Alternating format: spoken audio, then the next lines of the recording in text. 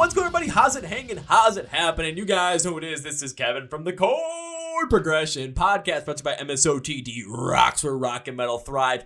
Wishing you guys a very happy Thursday, for it is December 17th, and my God, this is one of the two classic Chord Progression Podcast guests that we have on the show today, and I'm super excited for you guys to listen to this one because he is the frontman for the band Kingdom Collapse, and with what they've done in 2020, the trajectory for this band is going sky high, and it does not plan on stopping in 2021. So please get ready as we talk about all that happened in 2020 for Kingdom Collapse and what to expect from them in 2021. So please welcome our conversation with Jonathan Norris of Kingdom Collapse. Are you guys ready? King Collapse Army, are you guys ready? Let's go! Yeah! Oh! Well, ladies and gentlemen, boys and girls, listeners of the Chord Progression Podcast, I do not believe this man needs an introduction because this is his third time on the podcast, but screw it, I'm going to give him one anyway. He was the second ever interview I had on this podcast and the first ever interview we put on YouTube with a whole entire video behind it. And if you look at my place right now, you're not going to see it very well, but there is a drum head right there. Ooh, Next to the Disturbed signed vinyl that is signed by him. And they came out with a new single this year called Uprise, which absolutely blew up on SiriusXM Octane, and they got more fun stuff in store for us. So please welcome, from Kingdom Collapse, back for the third time, Jonathan Norris. What's up, Kevin? That is probably the most exciting intro I have ever given so far. So, yeah! Yeah. Hell yeah, dude. How's life going down there in San Antonio right now? It's been good, man. Just been doing a lot of writing, like, you know, staying safe from everything going on, I guess. Getting ready for this new album and all that. Oh, and I know everyone's going to be super excited for that as well, especially what happened with Uprise and just seeing what's been happening with the band going forward as well. And one thing I do want to bring up to everybody is this was right before the pandemic hit, like 3 days before everything got shut down in the entire country. Like that weekend beforehand, I think it was like March 13th, 14th, and 15th. Kingdom Collapse is on this little run in the upper Midwest, and there was some concerns like, okay, what's going on with COVID-19? No one knew. Is it safe to go to a bar? Is it safe to go to like a live music venue? And these guys are playing just outside of Chicago, Illinois. And I'm like, you know what? I don't give a crap about any of that right now because I got to see these guys live. And I am so happy I did because it was fucking awesome, man. Hell yeah, dude. It's crazy, man. Yeah, like what you said, no one really knew what this thing was or like what was going to happen. It was so bizarre that the whole world was shutting down, you know what I mean? So, but yeah, dude, it was fun. Getting out there into Chicago for the first time and playing for everyone and seeing a bunch of people that have, you know, supported us over the last several years. Yeah, because even like there was a couple of people at that show that all of a sudden, like I'm sitting down there and people are coming up like saying, hey, you know, what are you here for? I'm like, I'm here to see Kingdom Collapse. And all of a sudden I'm starting to meet 3 or 4 different people that are there specifically just to see you guys that are super big fans. And they're telling me like, oh, this is how I got into the band, this, that. It's like, well, how'd you get in the band? And I was like, well, there's this big Disturbed fan named Kathy Miller that got me connected with the band, and I've interviewed him on a podcast twice, and I'm like, I was super happy about it. Also, shout out to Kathy Miller because, Kathy, you're awesome. Yeah. So it was fun just being able to like talk to people that not only knew you guys because being an independent band from Texas at the time, knowing you from like where I was in the country, because I'm from Milwaukee. I drove down to Chicago, and the person one of the biggest people I talked to that was a big Kingdom Collapse fan was from even further north than I was in Wisconsin. I'm like, and you know this band? Dang. Yep. Yeah, I remember Bradley was there. Yeah, it was Brad. We had Bill. We had, let's see, who else did we have? I mean, dude, several people. But yeah, dude, it seems like the Midwest like really loves us, and sometimes I feel like we're bigger in the Midwest than we are down here in like, you know, Texas and the South Gulf Coast. I've actually talked to a good number of people about that on the podcast as well, and it seems like really when it comes to, well, when live music comes back, when people go on tour, usually where they end up going is like to a couple of certain spots, and like Texas is always one of them. Florida's always its own animal on itself. The Northeast and the Midwest consistently, due to the fact that, again, I've been to many different shows up here in the Midwest to the point where you go to concert halls and there are just different bands, like 3 different acts from 3 different genres. And whatever the rock and metal show is that night is always the one that's the most packed, the most rowdy, the most fun, and usually starts the earliest and ends the latest. So usually get the best stuff out of that. Hell yeah. And I miss that too much, man. Miss it too much. Dude, yeah, I'm ready for everything to return. But I would say so, especially with how you guys have tackled this pandemic in terms of how you went from where you were right when I saw you at that live show on March 14th to now, because it seems like with what has happened with the band, holy crap, you guys are just on this upward trajectory that is not stopping right now. Dude, it's crazy. It's crazy. Yeah, we released Uprise in May, and dude, it blew us away. Charted on the Billboard Rock Top 40. Stayed in the top 40 for 9 weeks. It was several weeks most played on Octane. Got on like the Rock Hard the playlisting on like Spotify and Music Choice and like all these things, and we're like, dude, it's getting played everywhere. I remember, because I still remember when it came out too, because you mentioned it to me and then you sent it to me early, and I'm like, okay, I want to listen to this thing. And I literally went just back to Facebook just to pull up what I wrote back, and I think it was like late April for this. And I said, perfect, thank you. I just got done listening to the song, and holy shit, dude, I haven't heard something that sounded like this since 3 Days Grace released 1X back in 2006. Your vocals have even a bit of that Adam Gontier hard rock sound in them. Again, holy shit. Get this bad boy on Sirius XM Octane, and you guys have yourselves a hit. Like, that was straight. I'm reading it right now. Foreshadowing. And then even like went from even further. I'm like, right from the get-go after first, I got the same feeling I got when I listened to a couple of songs the same year from earlier in the year. Songs like Above My Head by Players and Erase Me by Bake Them Suffer, and listening to a song of Papa Monster from last year. It was a song that just hit me instantly, and one I know will end up listening to for a long time. I mean, it literally took 2 listens to add to my watch list for the best songs of the year at the end of the year. Like, it took 2 listens. The only song that's gotten a quicker listen track on that to get to a list on that for me has been Popular Monster by Falling in Reverse. Like, it just went after one listen. Yours did it in 2. Dude, yes, man. Thank you so much. It just came together and felt right. It was like, this is a single right here. We're going to push this one. So what was it? I'll say, did you guys write this one back earlier before this whole entire thing started, or was this something that came together during this whole entire lockdown with the pandemic? It was way before all of this.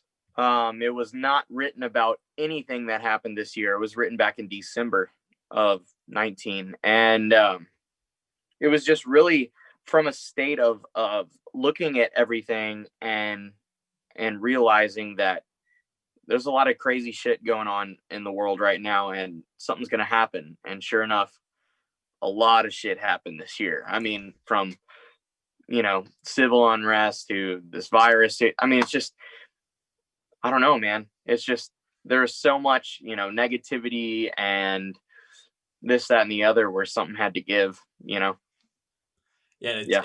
And the craziest thing too is just the way that it ended up being released, especially being released in the beginning of May in 2020, right after the pandemic hit and right after that all started going on. All of a sudden you release a song called Uprise, and it kind of gives this more anthemic hard rock feel.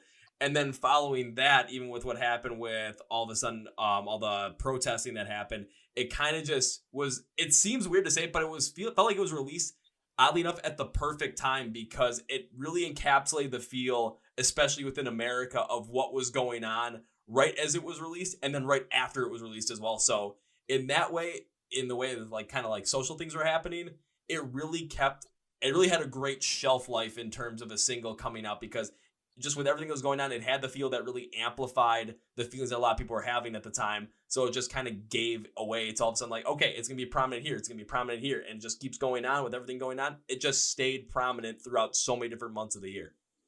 You're right. Yeah, it was a little scary. I'm not going to lie, because the song came out the same week that all the George Floyd stuff happened. And we didn't know like what people were going to tie this song to, and, you know, politically and all this stuff, even though it was not written about anything to do with that. I mean, it was interesting to see such an intense reality. I mean, with everything going on, and the fact that the song was so relevant in capturing that energy was a little scary. I mean, it can definitely see it in a way, but it seems like with a lot of, especially this year, I'm going to use a perfect example for it, with certain bands, when they release certain things, or they have certain things written, all of a sudden they release them, and then something like this happens where it's just the song perfectly ties into a different changing social structure, sort of changing social emotion that's going on. I mean, take a look at what Bring Me the Horizon did with just everything around post-human survival horror, because they released Parasite Eve. They'd written that before the pandemic, and it's like, okay, now it's starting to get worse or get better. Who knows? Is it too soon to release something like this? But when they did, so many people were into it and so many people loved it. Then all of a sudden, when they released everything alongside with the whole entire EP, and right before a U.S. presidential election, and how a lot of the feelings just end up encapsulating what was going on at the time, it just was the perfect time to release it, because so many people, especially here in America, just got into something like that. So that's one of the reasons why that EP blew up. But I think it's another reason to take a look at what happened with Uprise as well, and why it stayed relevant for that long, because even though it wasn't necessarily about that stuff, written-wise, but it just encapsulated the overall emotion of America at the time. Right. It was, yeah, and that's what really the meaning of the song. We're starting to feel that. I think even last year is just, there's a lot of civil, political, societal buildup to all this tension. And this year was just, you saw the release of all of it. And it was just like, damn, like, this is crazy.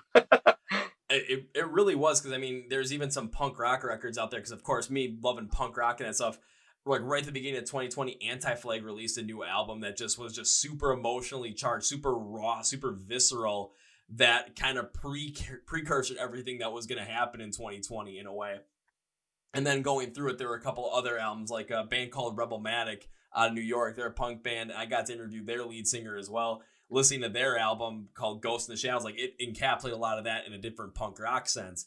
And then Rise Against released something back in September, which I'm like, it's like that polished punk sound that I absolutely love. You know, hence the Rise Against t-shirt, because that's me, as always. But it's just like, like a lot of the times, like those emotions perfectly encapsulated what was going on. And then when it comes to Uprise, once again, it just did the exact same thing. So it's odd to say that you released it at the perfect time, just because of everything that happened in America around the time of its release, just before and after.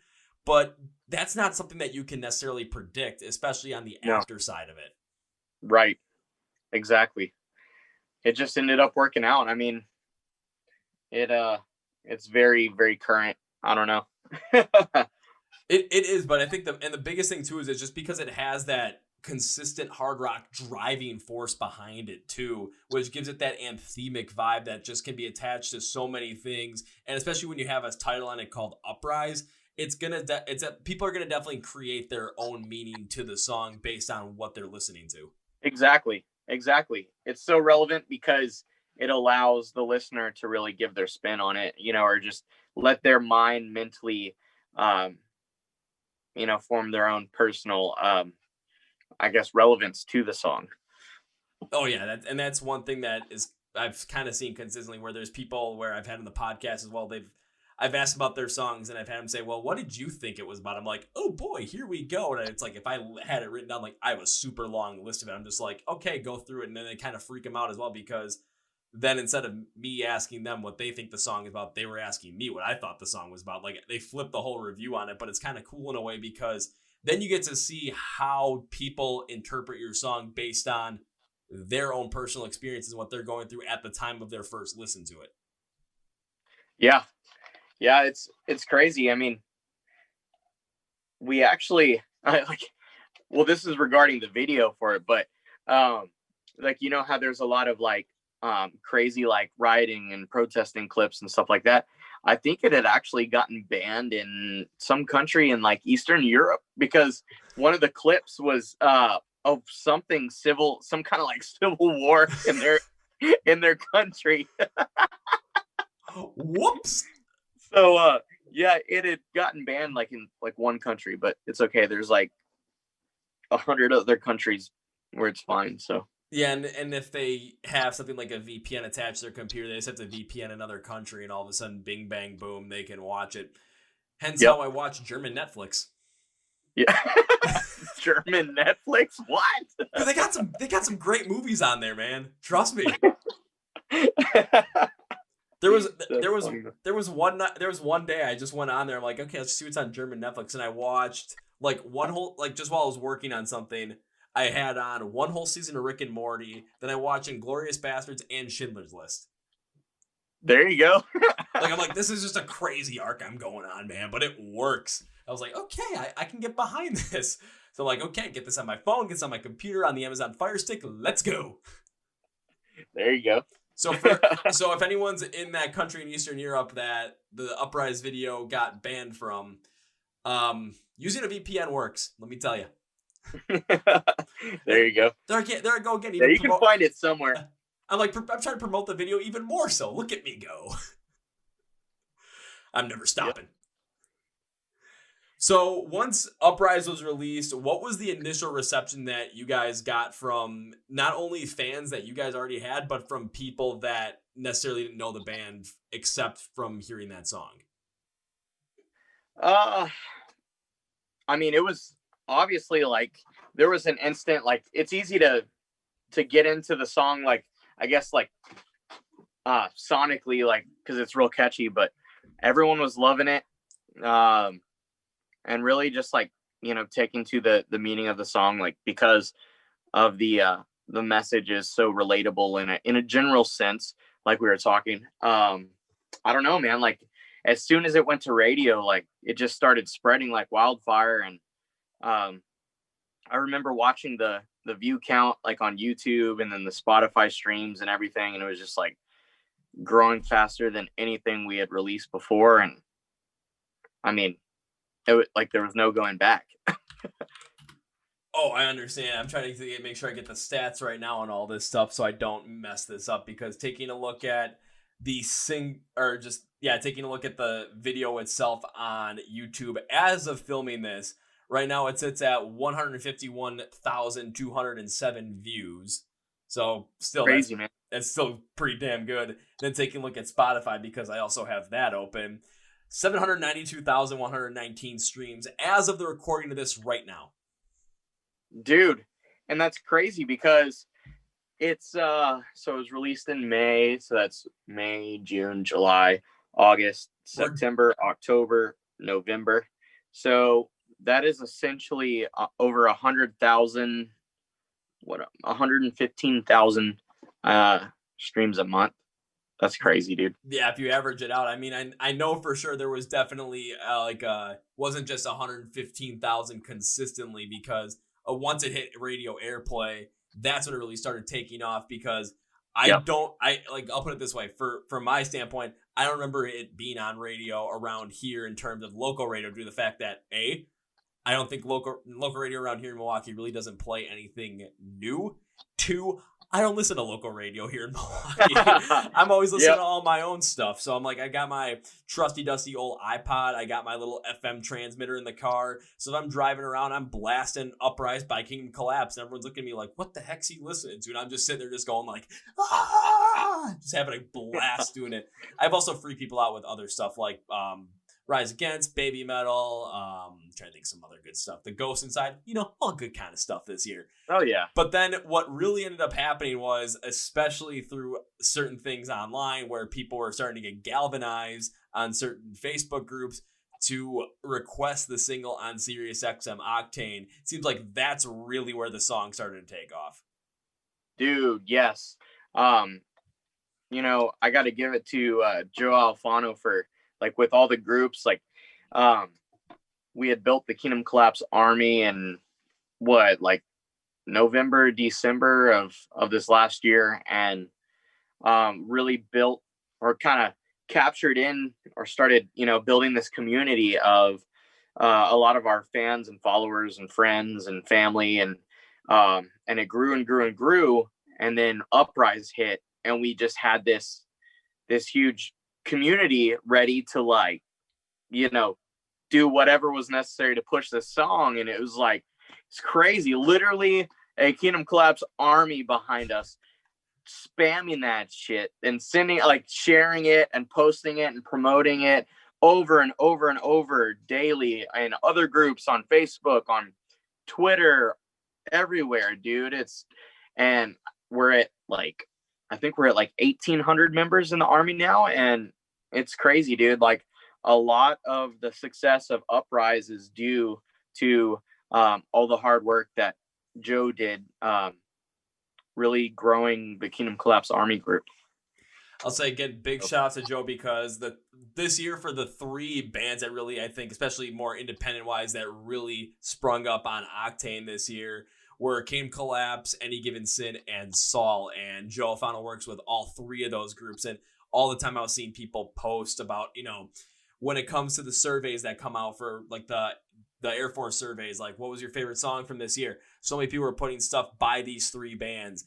And when it came to just people requests, of the galvanization of all these fans from people, because it was just, okay, if we're going to request this stuff, send in emails, respond to their Instagram posts and Twitter, tweet at these guys, tweet at Grant Random, tweet at all these different Octane DJs, to all of a sudden play stuff. Because the more you tweet, the more you see, the more they see it, and the more they see it, the more they're going to think about playing it, because the more people are requesting it. So all of a sudden, the point where you're taking a look at the top plays on Octane, and you're seeing independent bands start to pop into the top 10 every single week now. Because every single time I see like the Big Guns top list for the week, every time I'm looking at it, there's always at least one independent band in there now. And at first it was you guys, and as time has gone, especially with Saul releasing their new album, they've been on there as well. Any Given Sin's been consistently on there for the past like 3 months now.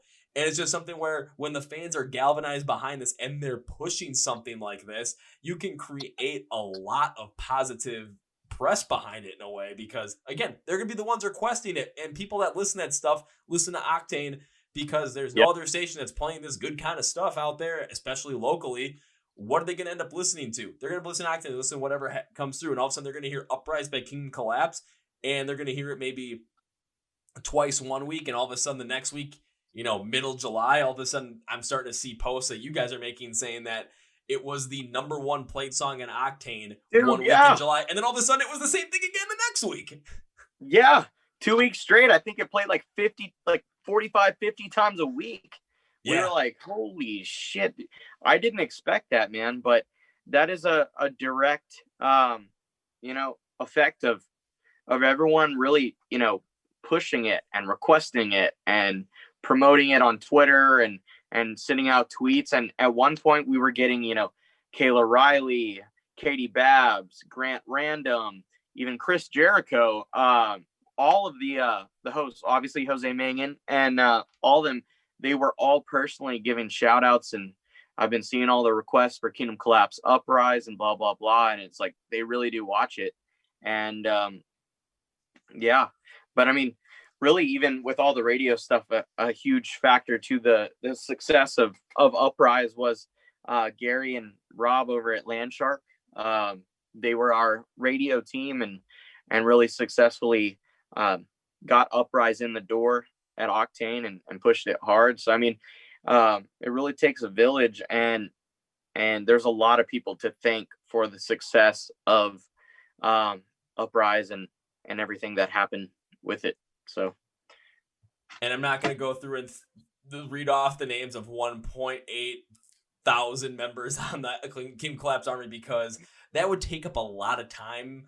But for everyone that's on the Kingdom Collapse Army, please know that it's not only is a fan that's part of the army like myself recognizing all this stuff, but the band is as well. So it's something that is absolutely we're super thankful. I mean, I think obviously the campaign with Uprise and the army have been two things this year that really we're super thankful for.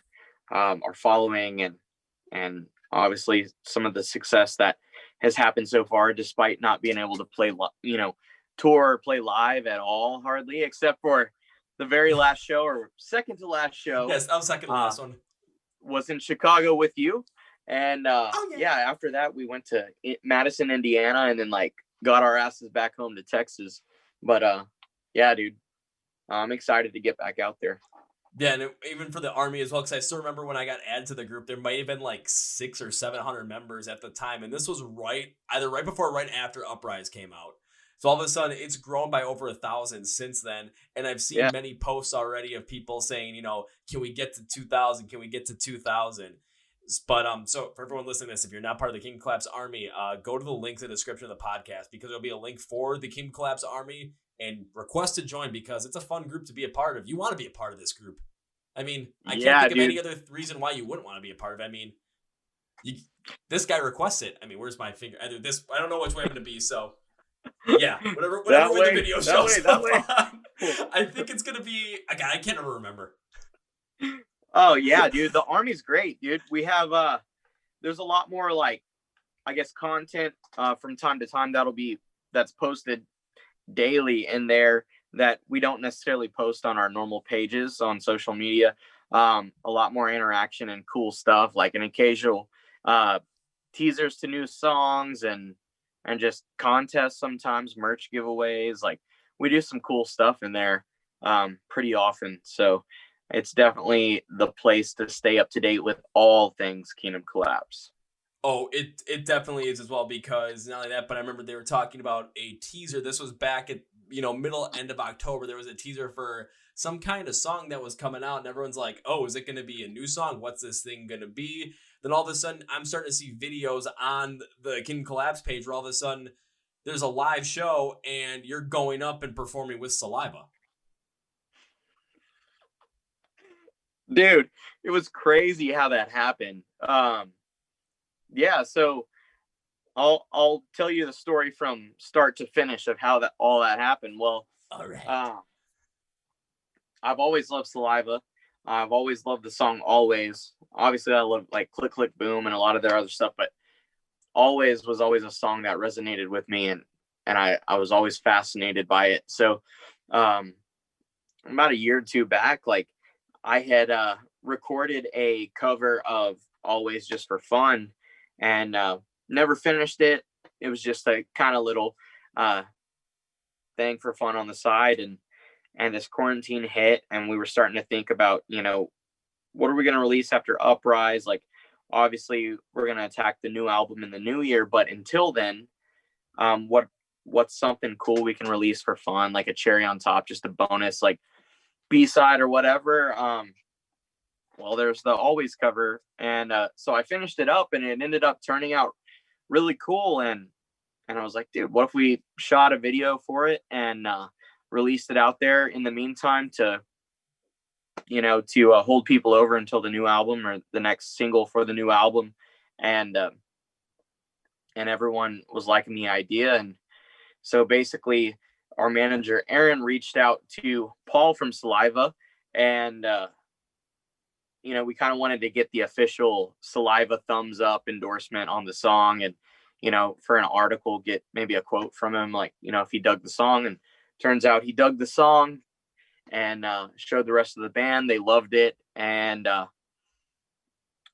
turns out Saliva was playing in San Antonio a week later at some outdoor festival, right? And he was like, hey, we should hang out in San Antonio next week.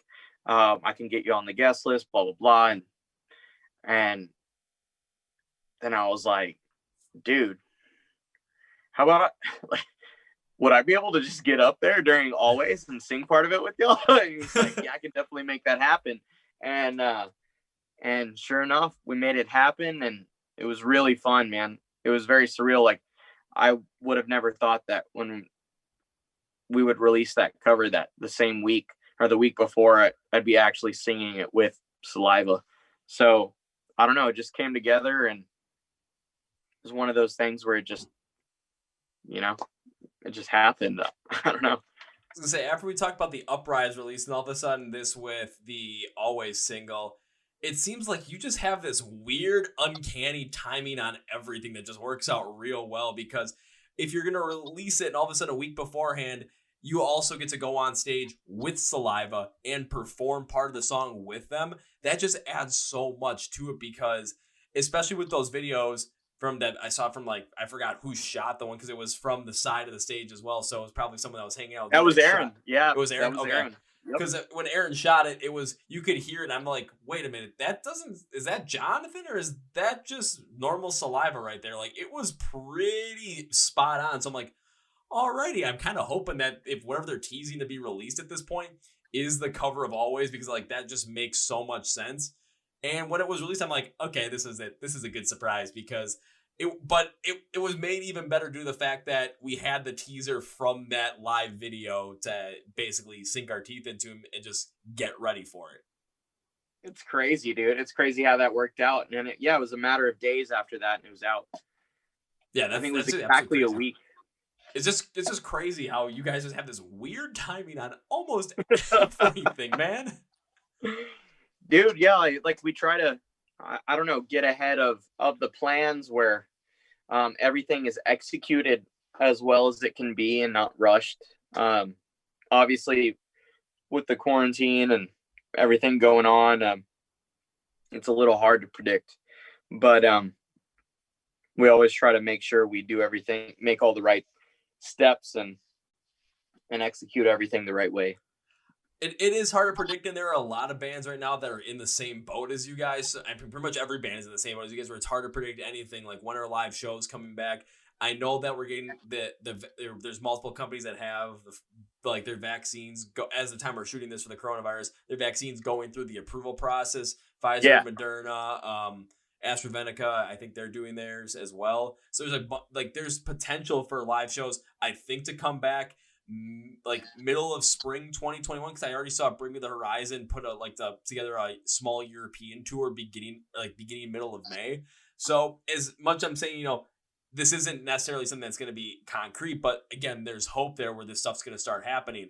However, within that time from when that shutdown happened, like, say, I think it was March 17th, till we get this done and we kind of are able to go back to you guys playing live shows and me getting beat up in a mosh pit for fun, it's going to be something where you got to just make sure you're constantly trying to make the best moves possible going forward. And with Uprise, with the Always cover as well, I mean, you guys really hit the mark on it in a really interesting way, because again, with Uprise, with what led up to it, you guys released it at a good time, but then you couldn't really predict what was going to happen right after the release.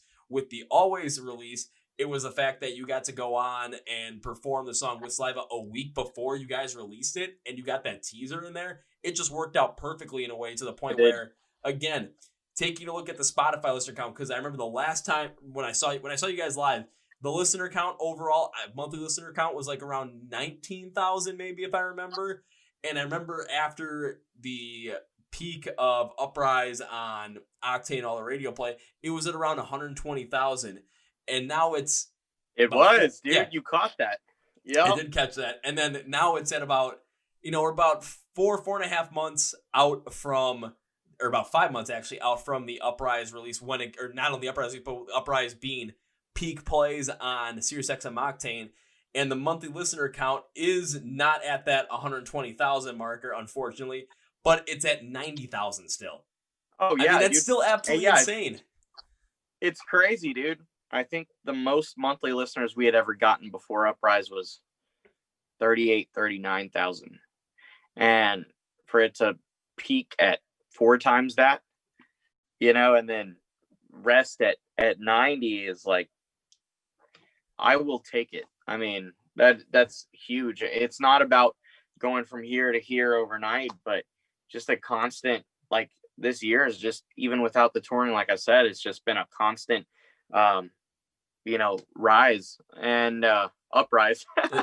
and I don't know, dude. It's crazy. I'm looking forward to when we can tour, because it's just like, it's been our biggest year and our best year yet, even without the live department. So when you add the live department on top of it, I don't see I don't see this year as such a failure or anything. Like, it's definitely been a success, at least for us personally this year. But the fact that we're doing so well now, then live, the touring and live department will come back. It's only going to get better. It's only going to get better, especially with the new album and everything.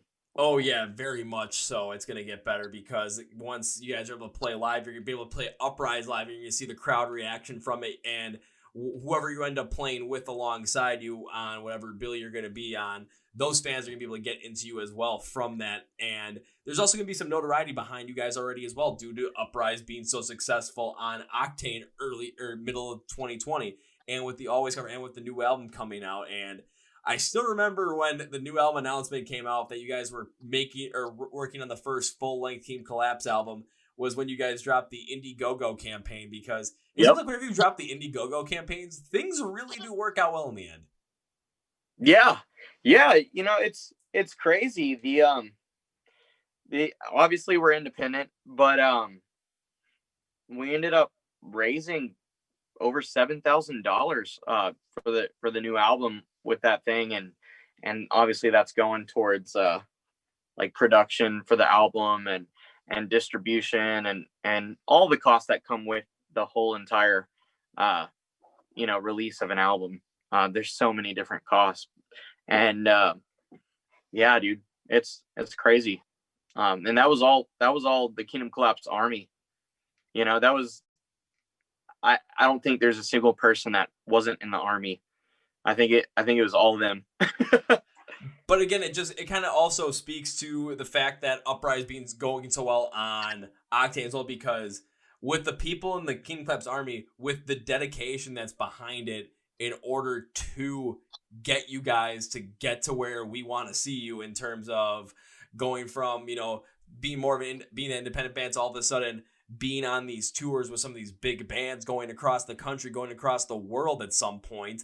And then all of a sudden going from being the supporting act on those tours to being the headliner on those tours. We know your sound. We love your sound. And we want to make sure that this happens. So we're going to make sure it happens. Also, another question for you. When can I expect my sweatshirt? So we're actually getting those in this week. And then we're going to be sending out all the orders. We had gotten the wall flags in already. And some of the other stuff. I've been doing the handwritten lyrics. And basically we're waiting on the exclusive Indiegogo shirts to come in and the hoodies to come in, and then we can send out all the orders. I couldn't help myself. I had to ask due to the fact that I'm like, you know what? I just got to ask, because out of all the band merch that I have all over the place, like I've got the most random stuff. I've got posters. I got skateboard decks. I got flags. I got little custom Funko Pops of Spencer Charnas from Ice Nine Kills. I got the drum head. I've got so many different t-shirts. I don't have a sweatshirt for any band whatsoever. So that's why I had to ask, because it's December now. In Wisconsin, it's a little cold. And, wearing a Kingdom Collapse sweatshirt places kind of seems like a good idea. Oh, yeah. Yeah, dude. The hoodie was a hit. Like I said, like with the Midwest and that area really taking a liking to us. The hoodies were a big hit. I mean, I think we sold, probably like 50, 60 hoodies, something like that. And I mean, for a Texas band, it's like, there's hardly a time of year where you really need that much layering in Texas. Like last week, it was like 80 degrees. Like it was just like still 80 degrees. So it's like one of those things where, I mean, this morning it was cold and it will be for the next couple months, but it definitely gets cold the latest, I would say, in Texas. So, yeah, but we sold a lot more than I thought. Today when I woke up and I left for work, it was 25 degrees outside. I could have used that hoodie, man. Yeah, you need that hoodie. Plus, also go around wearing it to like different places. If I'm going by a friend's house, all of a sudden everyone's wondering who the heck is that band, because I've got a group of friends where all of a sudden they did not want to listen to really any of the music that I wanted to listen to. All of a sudden I was playing football on Thanksgiving with a couple of them, and all of a sudden one guy looked at me, he's like, you know what? I'm really starting to get into this one band that you like, and I'm like thinking, okay, it could be any of these random bands that I like. I'm like, okay, which one is it? Motionless in White. And I looked, I'm like, wait, out of all the ones you picked Motionless in White, hell yeah, man! Like this opens up so much more because that's how I got into metalcore was through most. I'm like, oh my god, I'm gonna start getting all these guys into metalcore. All of a sudden, live shows are gonna come back, and I'm gonna be taking them to all these different shows. They're gonna probably want to steal my Kingdom Collapse hoodie, which I won't let them do because that is mine. Dang it! Yeah. Tell them to buy their own. I'll just say, give me your phone, and I'll just set up the link. I'll just find the link. We'll just get them up on their phone, but say, just put in your credit card information, sir. Yeah, there you go. There you go. That's what we call guerrilla marketing, baby. Yep. So now we got this new album coming out at some point in 2021. How is everything going right now with the creation of it, the production of it, as we stand right now? We're probably about 2/3 done with the album right now. The songs are coming out great. I'm excited for a lot of these. Like, it's definitely the sound that Kingdom Collapse that people know us for. But then there's also some songs that explore some new territory that a full-length album allows us to do. There's more room for more than just like, because we released several singles back to back for a bit, and the album really allows for more album songs and like, songs that maybe explore more of a ballady feel, or like you have your heavy stuff, you have your radio type stuff, you have your ballad type stuff, and anywhere in between. And there's a lot of cool stuff coming out. So what I'm excited for is because it seems like with those singles, and one thing I'm always big on with bands is every band's going to have a core sound to them that's going to be uniquely theirs, okay? And no band's going to have the same sound as them. And I'll throw out a couple examples. Take a look at Disturbed. Like when you hear a Disturbed song, there's this innate certain sound to it, especially with the guitar work, that you know it's a Disturbed song. And I'm not even including David Draymond's vocals, because once you hear him start singing, you're like, yep. The mixture that Linkin Park created for themselves. Yep, you know exactly what it is. So what I'm saying is there's always a band, if there's a band, you always have a certain core sound, and it always takes time to find it. But as you guys release those singles, it seems like you really found it within this more hard rock, alt metal kind of sense. And what that allows you to do on a full-length album is you know what that is, and then you can start branching out different places, trying different things within, like, alongside that core sound as well. A great example of it, of a band that put out their first album of the year in 2020. I'm going to mention them again. It's Saul, because Saul did the exact same thing where you found their core sound, they put in an album, and it was one of the best albums of the year in 2020. I'm not going to lie. I thought it was fantastic. So in terms of the way that you guys are working this and how your thought process is right now, it seems like you kind of have the makings and the moldings to be that, but for 2021. Just be what Saul was in 2020, but for 2021. It's like everyone's looking like, who's going to take that position? Boom. It could be easily be Kingdom Collapse. I hope to God it is, because, again, taking a look at what they're doing right now, holy crap. You guys can take that like spot next year. Dude, we definitely have a lot of big stuff brewing, like with this album, and kind of behind the scenes figuring out how we're going to release it and stuff like that. But yeah, I mean, the songs are coming out great. We have a rough idea of which song is going to be our next single. There's one in particular that came out great. And even just in some of these early preliminary mixes, like, it's already sounding great. And I'm really excited for it. And it's possibly the title track for the whole album. Ooh. Yeah, dude. See, now you're getting me excited. I want to ask more questions about it, but I don't want to push you guys into too much I don't want to push you into too much to give you like too much away to everybody. I want to keep it, somewhat mysterious in a way. Yeah, it's I don't know. They all feel like we could, send them to Octane and they're in that format, but there's this one in particular that really captures, I think, 50% of that familiarity of Kingdom Collapse's sound. And then there's like this freshness, or kind of some newer territory where I really push my clean range higher than it's been. for some of our older songs. And really, like, I've been taking care of my voice a lot more than I have in the past this year. Less drinking, more working out, more cardio, and taking care of my lungs, and all that. And I'm really seeing it in the studio, where my range is higher than it was, because I've been taking care of myself. I can hit some high notes, and there's, in the bridge of this one song, I really take it there, and it's exciting to capture that on the recording. So where I'm excited to hear that is because when you take a look at vocalists that have that kind of a range to do so many different things, you can really take so many songs in so many different directions, and you can just encapsulate so many different feelings and emotions based off of that. I mean, take a look at what Linkin Park was able to do with Chester Bennington, with just the different screams, but then also when he sang clean at the same time as well. Just there was a certain emotion that just hit you really hard, that just expanded on so much of what they could do.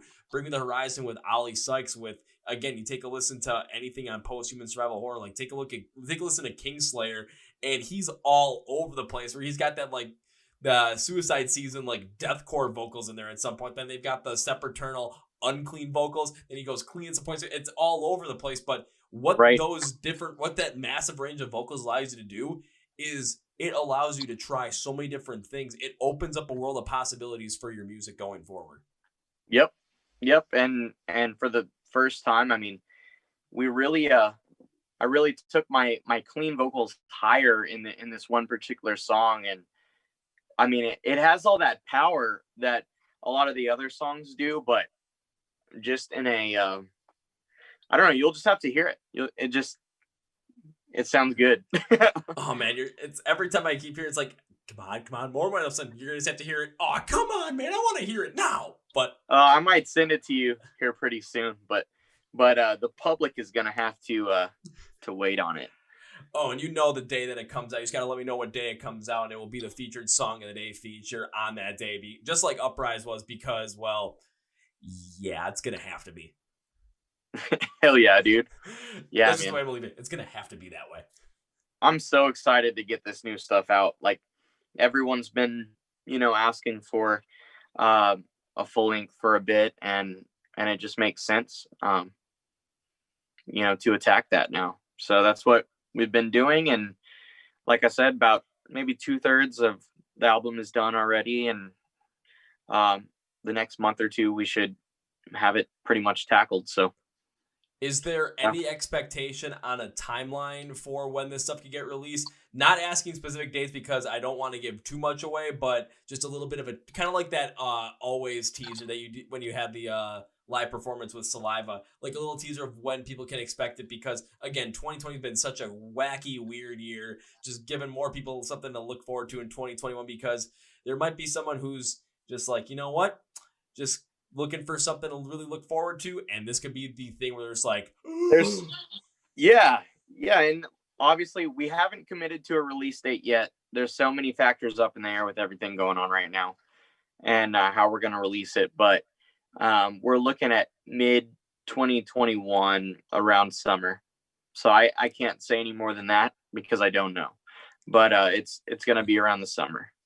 And that's all I kind of was hoping for on that one, so that I can have a little bit more of an expectation. Because like we were talking about earlier with live shows and potentially coming back, mid to late spring of 2021, and all of a sudden there's going to be a lot of bands that are going to be trying to tour at that time because of what happened in 2020. So all of a sudden when you release new music, there's going to be potential for people to listen to it and then go see it live right away. And then also for bands that have released stuff in 2020 or are going to release stuff in 2021 that are looking to build these tours and get supporting acts to go along with them. Ding, ding, ding. Keem Collapse is right there for the taking to take on some of these tours. And trust me, if whoever's listening to this, taking Keem Collapse on tour is probably one of the smartest moves you can make going into 2021. So make sure you write that down. Write it down on a piece of paper, email it to yourself, text to yourself, write it on your arm, carve it in your walls, put it on carve it in a rock. Get one of those like magic erase or like magic ink markers that you write on the wall and it disappears, but you turn on a black light and then you can see it like in Gone in 60 Seconds with the list. Yeah, Yep. just write that over Write it everywhere. Go to independent music venues and write it on their walls. Well, maybe not because that's kind of vandalism at that point, but maybe plant it in their heads as well because all of a sudden when King Claps comes to town, they're gonna be super excited for it. I mean, I know I would. Yep. Yeah, dude. I definitely agree, man. Next year looks like it'll be another big year for us. So we're excited. Well, it seems like every single year up to this point, it just keeps getting better and better for you guys. Where 2019 got some traction. This year, holy crap! Again, Uprise really did a number for you. And next year, you got a new album coming out, and especially with the hope that touring returns, seeing what you guys could do with that. I mean, there's the potential just to keep this thing growing is just gigantic at this point. Dude, I feel like that train is rolling and it's not just gonna stop. I mean, I think as long as we keep at it and keep working hard and pushing forward and planning, like, things are happening, man. They'll continue. So I'll say, I know we talked about it a little bit earlier off the air, but I want to ask this question. If you can't answer it, do not be afraid to say, no, I don't want to answer that question, because I'll just say, okay, next question kind of thing. But going into 2021, is there any potential link-ups or tours that might be happening where King Claps might be on, or anything we could expect in that front? Again, if you don't want to say anything, don't have to. I'm just going to ask just in case you feel free to. Yeah, we've gotten some opportunities and some people reaching out that we're exploring right now. I can't say specifics, but there have been several and some pretty cool ones. So we're exploring that and seeing what some of these opportunities, hold and what's behind the curtain. So a big factor of that is what's going on with the virus and everything right now. But when they start rescheduling, there's some stuff where we're kind of on the list for. So, and that's a perfect way to describe it, because for all the King Collapse fans out there, just know this, that when it comes to tours returning and when it comes to, people putting together these nice big package tours that happen, that go to, let's just say, some rather prominent music venues. If, like, I'll use the Midwest example, a place that go to the Aragon Ballroom in Chicago, a place that go to the Rave here in Milwaukee, a place that go to the Armory in Minneapolis, and that place holds 8,400 people, and it's a freaking riot going in there because it's the old Minneapolis Lakers arena. It looks like a hockey bar, which is just freaking awesome to be at. Yeah, those types of venues, those are the types of concerts and tours that we're talking about here. Again, we're not going to put specifics out there, but in terms of just an idea of, okay, what kind of tours are we expecting? Those are the kind of size that we're talking about here. Hell yeah. Yep. It's like, I hope that's okay to say. If not, I'm going to have to edit that one out. No, that's good. That's fine, man. That's like I think that's the perfect teaser to put in there too. Because it's just like, oh, you're going to get people thinking, thinking, okay, who could it be? What could be in the works here? And all of a sudden, it's just people are going to be able to, not only that, but the exciting part about it too is people that are fans of these bands that you could potentially be linking up with, then are going to get to know your music at the same time as well. And the best part about it too is taking a look at a bright side in terms of COVID-19, where people are going to be just, once live shows come back, people like myself and a lot of people in the King Collapse Army are going to be just super excited just to go and see a live show no matter what it is. And there's going to be people all over the world that are like that as well. So all of a sudden, they're going to see a band that they really like that's going to be on that bill. They're going to go, and they're not going to just see that one band. They're going to be there for the whole entire thing because of how much they miss it and how much they want to experience the whole entire show due to the fact that we missed it for over a year. And then all of a sudden, they're going to see you guys. They're going to get to see you guys live. And all of a sudden, you're going to start having more fans pop up left and right, all due to that. Yep. Yeah, dude. It's really a kind of a domino effect. It's like there's so many of our followers all over the US, where, I mean, even UK and everything now, where, dude, I'm so ready to get out there, because we'll like what we did in Chicago in March, just like finally meeting and hanging out, like with so many of these, Kingdom Collapse Army members and fans and followers and friends of ours. We're excited to get out there in person and just, keep building our fan base and make new friends and just keep building it, dude. It's just like a snowball. Oh yeah, it's like a snowball. I mean, in Texas, you guys really don't get those, but up here, we know what those snowballs can do when you pack them up nice and big, and all of a sudden you roll them down a hill. Yep. It's kind of like a mosh pit on ice. Yeah, you just have tumbleweeds down here. No, I'm just kidding. Mosh pits of tumbleweeds. That might actually be interesting. I might have to make a trip down to Texas, because I know from doing this podcast, I know a good number of bands down in Texas now that would probably like to see me take on like 100 tumbleweeds at one time. It's yeah, I mean, realistically, there's not a whole lot of tumbleweeds or anything. That's more of a Hollywood type thing, but yeah, dude. Hey man, you never know. If anyone can find something random, it's gonna be me. I mean, I've found a bunch of random stuff in my lifetime.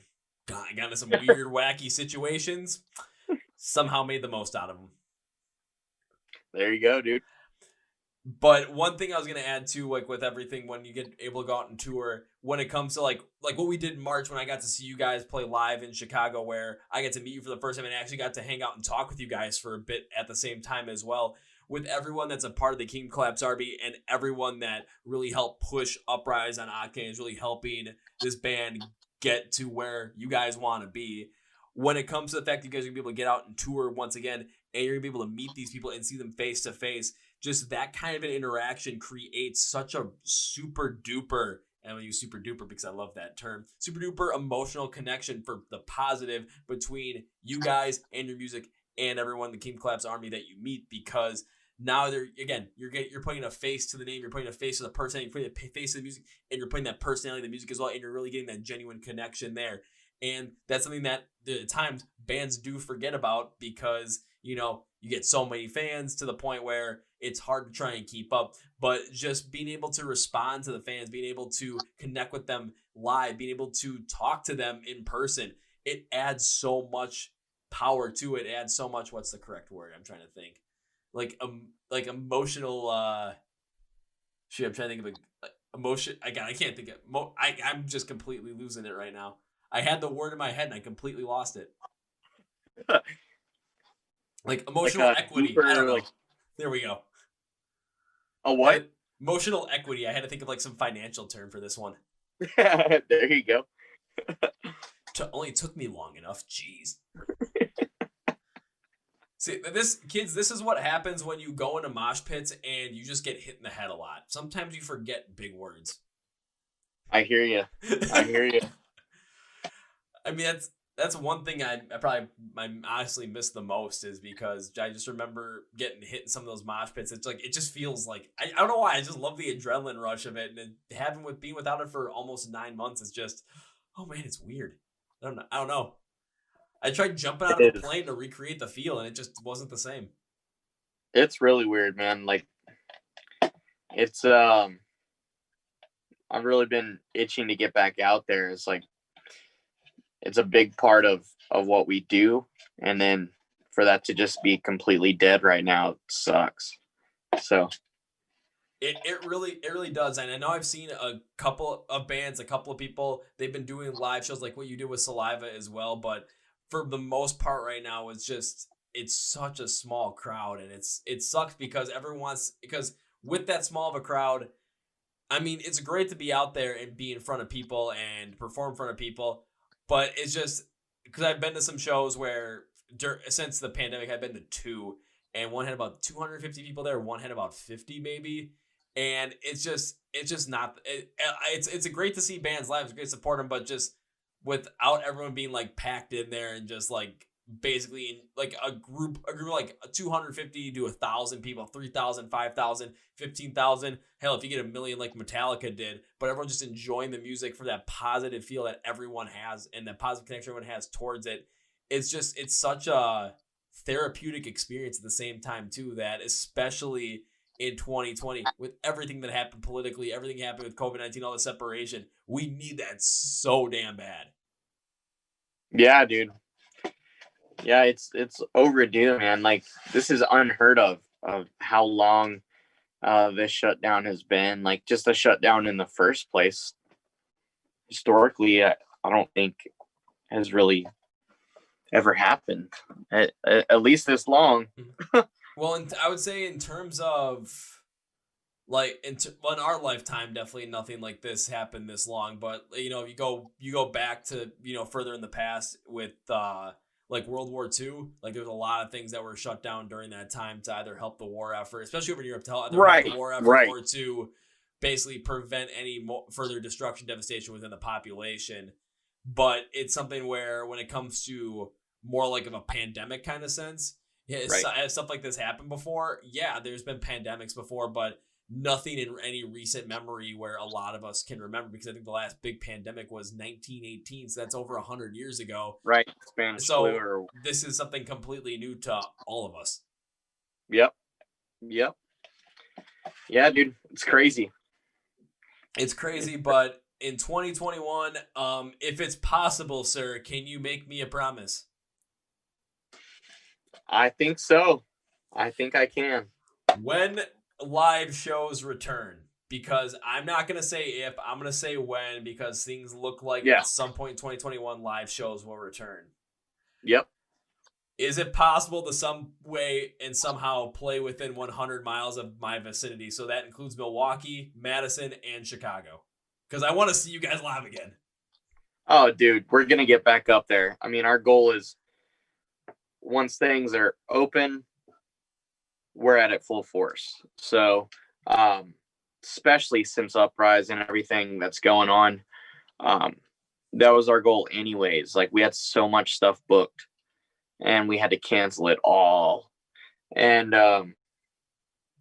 it'll be cool to get out there, because we'll probably be touring way more frequently than we were before this thing. So, and that's just something that not a lot of people can say, honestly, or not a lot of bands can say, to the point where when COVID-19 ends, the pandemic ends, you guys are able to play live shows, that you're going to be touring a lot more than you would have beforehand. I mean, just take a look at that and just think about how far you guys have come. However, you don't want to just look and see, you know, how far we've come. You want to keep that hunger. You want to keep that just fire within your guys' selves in order to just keep getting to that next level, and then next level and next level, just keep going until all of a sudden, you know, you're playing in front of like 20,000 people in Japan. Boom. Yeah, dude. We're definitely in this for the long haul, and excited to keep pushing it towards the top. And I'm going to be there helping you guys every step of the way as much as I can, because I want to see that happen. Hell yeah, dude. Yeah. Me too. I think we all, once we saw everything kind of take off earlier in the new year, it really is becoming more realistic to see where this train is headed and where it's going. And it's awesome, dude. Man, this train's headed to success. Just keep the train on the tracks, man. That's the best way I can put it. Exactly, dude. And by that, I mean, I'll say by that, just keep doing what you're doing and just keep that hunger, keep that fire within you guys to keep growing this band, because you guys definitely have a sound. You guys are definitely going places. You just got to keep making it happen. You know it, dude. Hell yeah. That's the plan. And as we close this out, sir, I always love having you on the podcast. And one thing I've been doing consistently now is always giving the guests on the show a chance to say whatever they want to say at the end of this. And now is that time. So, Jonathan, take it away with whatever the hell you want to say. Well, I guess I'll say, you know, if you're new to hearing about Kingdom Collapse, you know, follow us on Facebook. Just type in Kingdom Collapse on there. Instagram, Twitter, the Kingdom Collapse Army. It's a private group on Facebook. 1,800 members strong, plus probably hit 2,000 here pretty soon. But if you're curious to check out some of our music, go to YouTube, Spotify, iTunes, Kingdom Collapsed. Check it out. We have the new album coming out in the new year, a new single before that. Yeah, and we appreciate all the support from you, Kevin, and the whole army, and Joe Alfano, and everybody that has played a part in supporting us and giving us a chance. So, well said, sir. And again, thank you for the thank you. You're welcome. However the heck we say it anymore. But as I close this out, I will say these couple of things. One, everything that Jonathan said about where to find Kingdom Collapse, where to find the Kingdom Collapse Army, and how to become a part of it, alongside where to find their music and everything. All you're gonna have to do too is just take a look at the description of the podcast, whether it's on YouTube, Spotify, Apple Podcasts, Google Play, iHeart Radio. I'm gonna have all the links for all that there, so you guys just have a one-stop shop. Click the link, bing, bang, boom. We'll also include their website and their wherever you can find their merch, because you guys want to support this band. Yeah, why don't you buy some merch? That sounds like a good idea to me. And yeah, I love that idea. Yeah, go buy some merch, guys. It's great, yeah. Great for a Christmas present, your Happy New Year present, treat yourself days, whatever it might be. Kingdom Collapse stuff is the where you want to be and what you want to be wearing. Trust me, I know this stuff. And as I bring this to a close, two more things. One is, I know that at some point in 2021, I'm going to be able to get to see you live. And I cannot wait for that moment once again. And hopefully it's at my favorite place here in Milwaukee, Wisconsin, at the Rave. Hopefully in the ballroom, because that place is going to hold like 3,000 people, and that would just be awesome to see you guys play in front of that big of a crowd. And also potentially to have me bleed out of my head after being in a mosh pit during one of your guys' songs. If that happens, do not be afraid, because if I'm leaving, I'm not leaving to leave the whole entire place. I'm leaving because I'm trying to stop the bleeding before I get back in there. So if I have to leave the pit and the crowd for a little bit, it won't be for long. There you go, man. Yeah, we're excited too. Looking forward to getting back up there. And I will always end this with my classic, because this is the third time you've been on the podcast. I've met you in person once before at the show at the Brower House in Illinois. And so I can't wait to see you guys play live once again. I can't wait to have it again on the podcast next year. So I cannot end this with a goodbye ever, because that just doesn't seem right ever to me. Because I got these plans to see you guys play live again. So gonna end it with my favorite thing in the world. See you later, Jonathan. See ya, man. Whoa, folks. That was my interview with Jonathan Norris of Kingdom Collapse. And let me tell you guys something. I know I mentioned that, it's like him and I talked a little bit before the podcast, told me some of the behind the scenes stuff that was going on. I am not going to reveal the specifics of it, but I do want to say this. When we were talking about the concerts that you guys can expect from them and the tours that they're going to be on, planning for 2021 when concerts return, and thinking, think venues again like Aragon Ballroom Chicago, the Rave here in Milwaukee, and even the Armory up in Minneapolis. I'm thinking Midwest stuff because, yes, that's what I'm familiar with. But thinking of venues like that, like capacity from anywhere from the low thousands to the high thousands, that's the type of crowd that you guys can expect to see at Kingdom Collapse shows in 2021.